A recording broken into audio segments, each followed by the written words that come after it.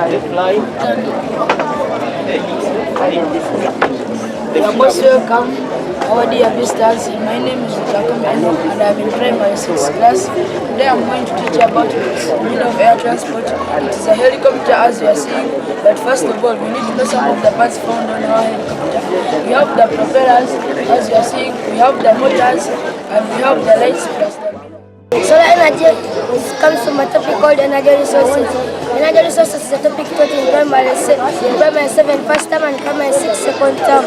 Now this solar energy is going to be got from the sun, and it's going to be trapped using our solar cells as you see. Now these solar cells are going to make up our solar panels as you see them. When we make our solar panel, we use the following items. We use the soldering gun, the soldering paste, the glass, the turbine wires, and the solar cells. Now, when you're doing our solar panel, we get here our solar cell. This solar cell has two sides. We have the negative side, and even we have the positive side. Now, when you're arranging these solar cells, you have two ways of arranging them. This one is the series arrangement. This one is the parallel arrangement. Now, this series arrangement is going to produce more electricity than this parallel one.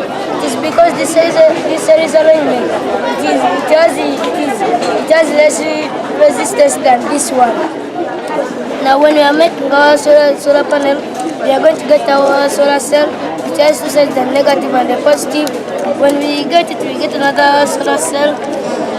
Then when we combine them, but we're not going to put negative on negative. It is not going to work because the current flows from negative to positive. Now we are going to change it and we combine it here on the positive side. Then it is going to become one. Then again we are going to get to the turbine where we put it here. Then we are going to connect like that up to when we get the complete solar panel.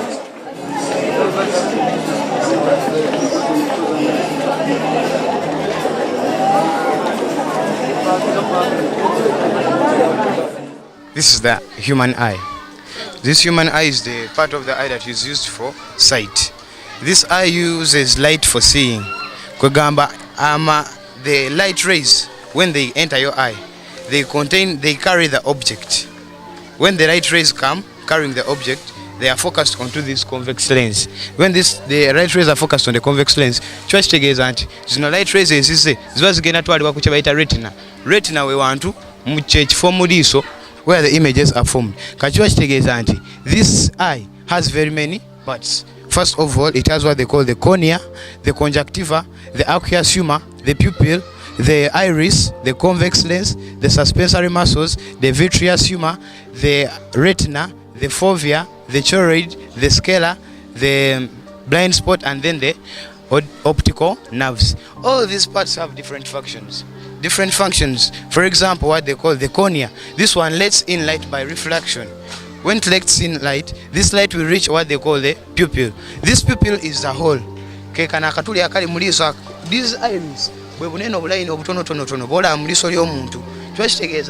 these iris, for them they regulate the amount of light entering the eye by regulating the size of the pupil. When this pupil is big, that means the amount of light entering into the eye is mutima ngukuletedde mu drawing ate ne ngukuleteramu nga guli live.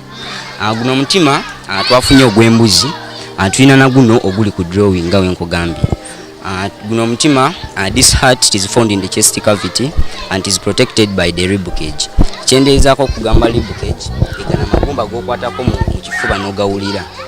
Tulina guno mutima gulina different vessels z'olaba. Tulina eno bagiyita pulmonary, eno bagiyita vena cava. Tulina eno bagiyita pulmonary artery. Tulina eno bagiyita aorta ku mutima gwaffe guno. Tulina n'eno bagiyita pulmonary vein.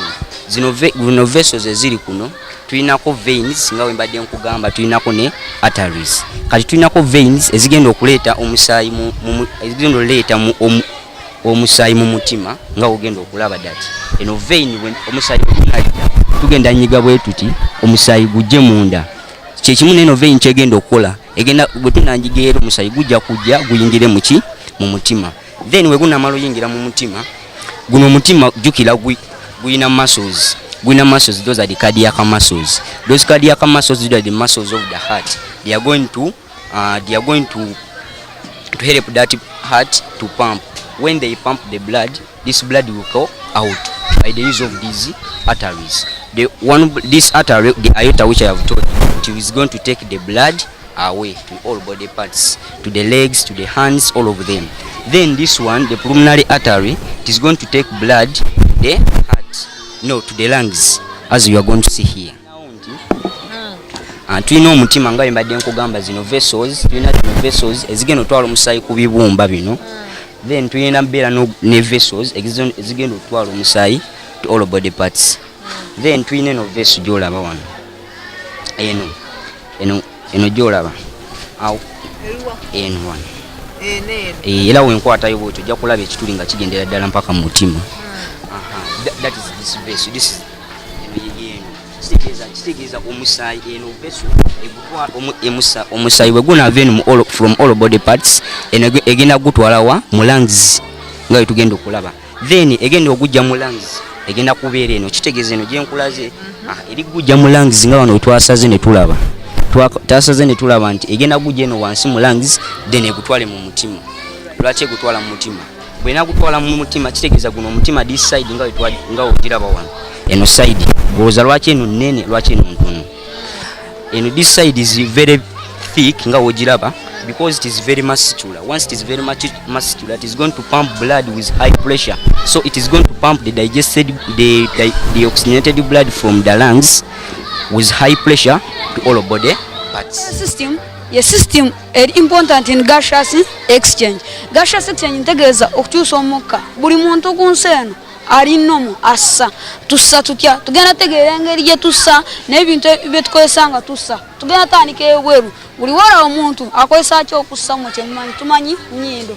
Bw'ava ku nnyindo tugenda kulaba omukka jugera oguyingiza mu nnyindo, tugenda ova ku nnyindo tuyina kye bayita, this is what we call the trachea. Trachea, it has on top of the trachea we have the larynx. Then from the trachea, this trachea, it is made of the rings of cartilage. These rings of cartilage you are seeing, they keep the trachea open. Then we shall look from the trachea, it will further branch into the bronchus. These bronchus, there are two of them. One is branching to the left lung, another one is branching to the right lung. And then in this, if we are naming it, we stand like this. Your lungs are like this. If this one is my right, this is the right. This one is the right lung. Then this one will be the left lung. Then this bronchus will also further branch into the bronchioles. These bronchioles, on top of these bronchioles, they hold the alveolus. These alveolus, they are the ones mostly important in gaseous exchange. They are the ones with the alveolus. These alveolus, they are the ones which mainly carry out gaseous exchange.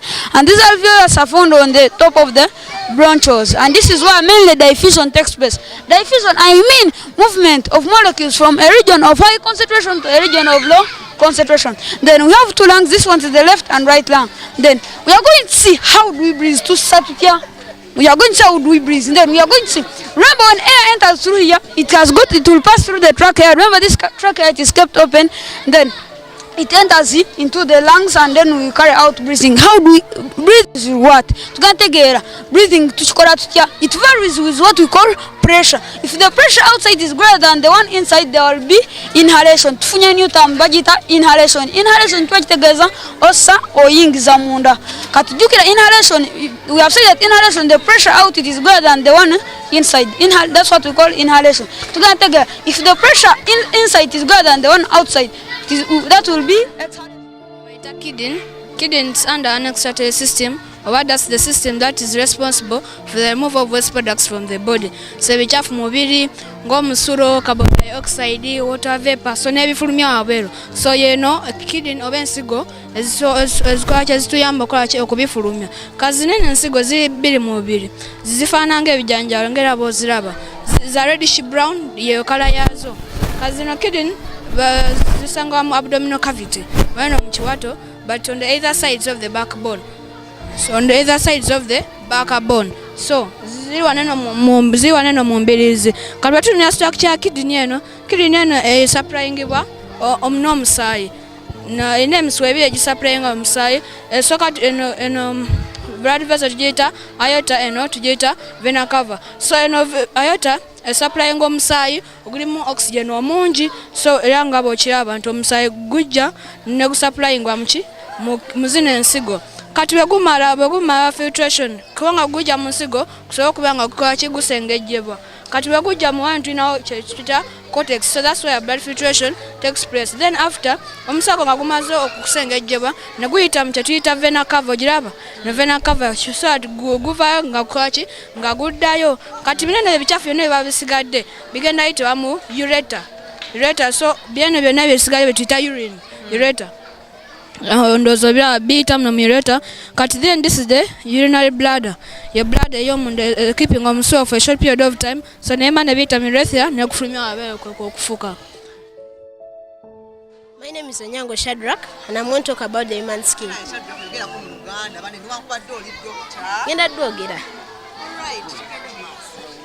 The human skin is the largest external body organ and it averagely weighs 3 kilograms. Human skin is made up of two regions, the epidermis and the dermis. Epidermis erimu layer 3. Erimu conified layer, malpighian layer ne granular layer. Conified layer eno erimu cells enfu. Kati zino cells zisangibwa mu bibatu ne ku ntobe y'ebigere. This malpighian layer is made of living cells. The granular layer is also made of living cells. This is the dermis. The dermis is the lower layer of the skin and it is made up of the blood capillaries, the nerve endings, the sweat gland, the sweat duct, the sweat pore, the hair follicle, the hair, the rectapillary muscle, the sebaceous gland, the sensory nerve. Kati zino sensory nerve ne nerve endings zino. Kati eno nerve ending wefuna obulumi oba pressure yade ne bugumu, impulses zino eziweereza ku sensory nerve. Kati ne sensory nerve etwala zino impulses ku bwongo. Kati obwongo buno buyambako interpreting whether obwo bulumi oba eryo bugumu lingi. Kati zino blood capillaries zisupplyinga omusaayi gulimu emmere ku skin ate ziyambako ne skin okukula. And this is the sweat gland eyambako okukola kyetuyita entuuyo. Kati zino entuuyo baziweereza mu sweat duct. Sweat duct eno etwala entuuyo ku sweat pore. Kati sweat pore eno yetwala entuuyo waweeru w'omubiri kyovula tulaba entuuyo ku amanya ganze mpima Imran ndi mu senior 2 Good Choice College. Nziza wano okunyonyola ku kika kino eky'enkoko kyayita broilers. Kati ebika bino eby'enkoko bino broilers birimu breeds ez'enjawulo. Kati nze nganze breed yenuna nunda Plymouth. Zino enkoko zino zolaba wano zino za mwezi gumu. My name's Chiroprile. Okolachi. Key holder. Wow, I like this. Bali mu class yawe eya art and craft. Bakuyitani? Nabye Rashida. Jiraba wali. Okolachi kino. Nkola bag okuva mu wood. Kola bag. Yes, bakuyitani. Bampitani Msima Bridget. Yenze. Bano nga kalungi kala okolachi. Nkola bag. Ebale nnyo. Bakuyitani? Adiambo Mase. Okola katya? Kola nsawo. Irako Josley. Nana. We have been making the shelter since the term began. We use a brother machine to read the sweaters. We have the following material on the brother machine. We have an antenna. We have a ruler.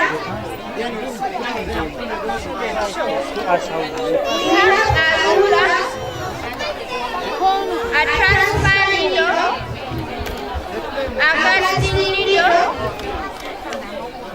and a casting comb. We are going to pass through in this hole.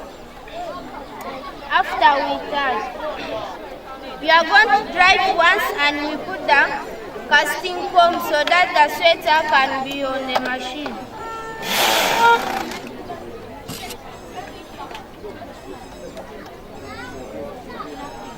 We are putting our casting comb.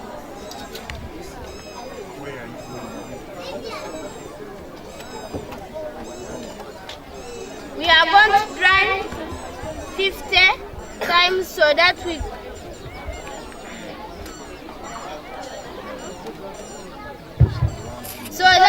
can make a waistband.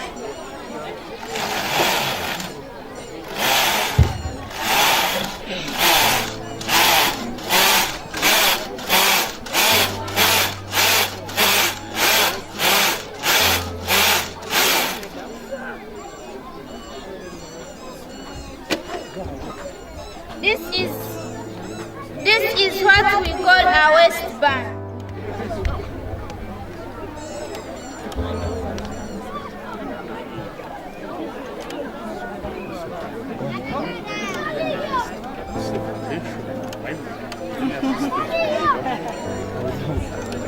So I believe let us proceed to another song. Let us continue. The respiratory system is made up of trachea. The respiratory system is made up of nose. This is the nose. This one is the trachea. This one is the trachea. So the trachea is also called the trachea. When the trachea reaches a certain point, it is going to branch into the bronchus. And these ones, this is the bronchus. And when it has branched into the bronchus, when the bronchus reaches at the entrance of the lungs, the bronchus will divide itself into the bronchioles. And these bronchioles at the end, they are going to form what we call the alveoli. And the alveoli, this is where, but the alveoli, they are microscopic. So the alveoli, you can't see them using your naked eyes, but you must use a microscope. And this alveoli, this is where we see gaseous exchange taking place. They're able to carry out gaseous exchange because they are moist and they have a thin membrane. The thin membrane is called an epithelium wall. And they are also numerous. It means that they are many. Like one lung you can find there like a million.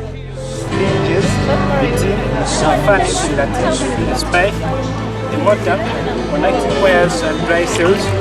These dry cells provide us with electrical energy. These dry cells store chemical energy. This chemical energy, if I connect my wire, this chemical energy will be converted to electrical energy.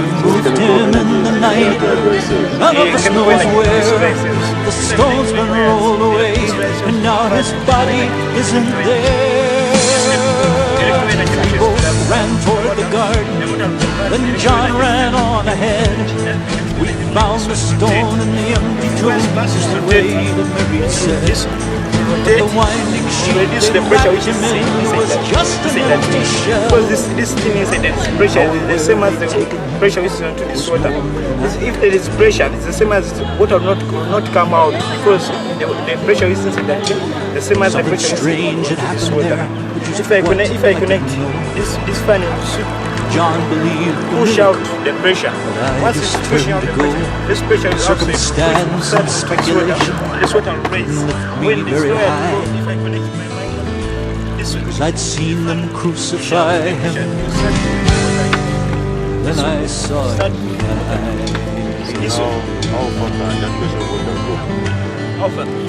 back inside the house again. The guilt and anguish came. Everything I'd promised him